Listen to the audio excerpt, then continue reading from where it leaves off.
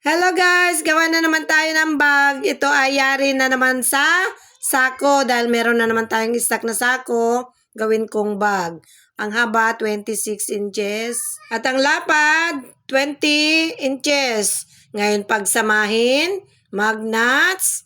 Ngayon ito naman ay hawakan. Ang haba 26 inches, lapad 5 inches. Basting ang hawakan. Ngayon maglagay na tayo ng hawakan. Tag 3.5, kabilaan, bali 7 inches. Maglagay ng pin bago basting. Sa kabila naman tayo, basting ang hawakan. Ikutin at pagsamahin. Pasadahan 1/4.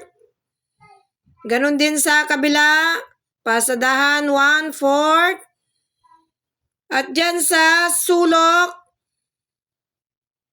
pasadahan natin 5 inches. Ganon din sa kabila, 5 inches. Gupitin ang tulis.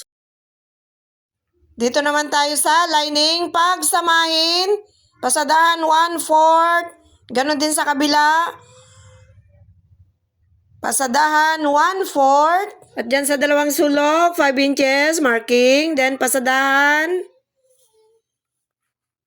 At dyan sa side, nagtira tayo ng pagbaliktaran. Ngayon, nilagay na natin ang bag.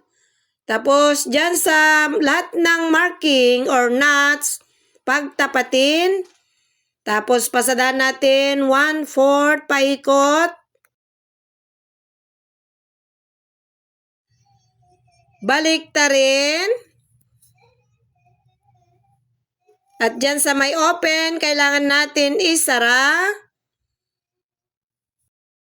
At dyan sa may labi, pasadahan natin 1/4 paikot. Ngayon, kailangan ko ang magic tape. Ngayon, dyan natin ilagay sa side.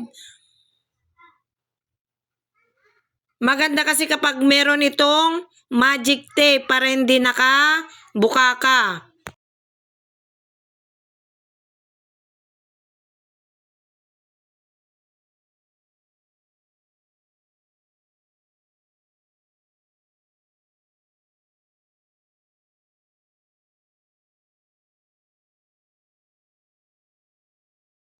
At dyan sa gitna, maglagay din tayo ng magic tape. Ngayon, ito na yung ating ginawang bag. Pagdikitin ang magic tape, magkabilaan. Kung gagawa kayo ng ganito, huwag niyong kalimutan maglagay ng lining para magandang tignan.